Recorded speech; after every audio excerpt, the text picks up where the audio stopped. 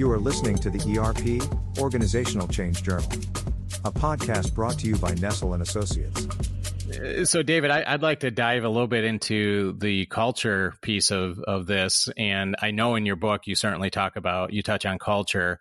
And then previously, when I asked you about what are some of the most critical aspects of ERP project management, you discussed the importance of culture.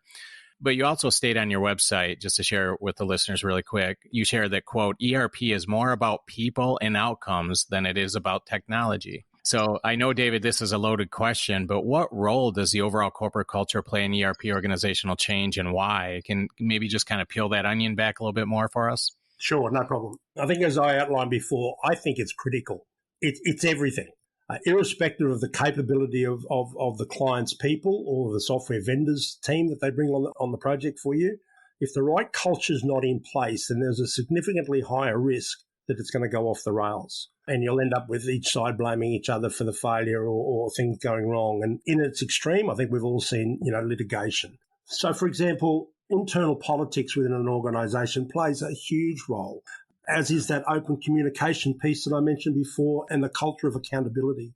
If those things aren't there and you're working in a highly political environment, that just makes the job of deploying this piece of technology so much more difficult. Absolutely.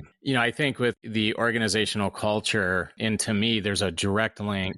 Science and research proves this, but there's a direct link between positive organizational culture and organizational performance. For instance, one of the tools that we like to use is the Denison model and the Denison survey. Yep. And that helps to measure an organization's adaptability, mission, consistency, and involvement. And then those 4 pieces are further broken down into 12 other attributes, Sure. which includes organizational learning, which is critical, which I want to ask you about here in a couple of minutes. Sure. Vision, goals and objectives, team orientation. And so those often abstract attributes of an organization, which are often harder to see and to measure, have a significant impact, to your point, on successful organizational change. No doubt about it. Well, I sorry for interrupting there, Jake, but I find that the capability of the software vendors team is critical in that space, in that it's really important that the people that they bring to the table don't always, not only do they have to understand the application deeply and be able to apply that knowledge around the application to the business that they're deploying this in, and an ability to learn what that business is about and what the nuances in that business is.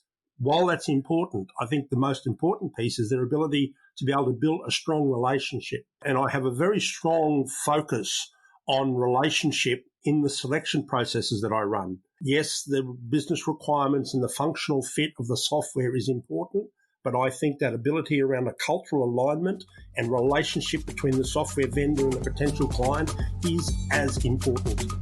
Absolutely. Couldn't agree more.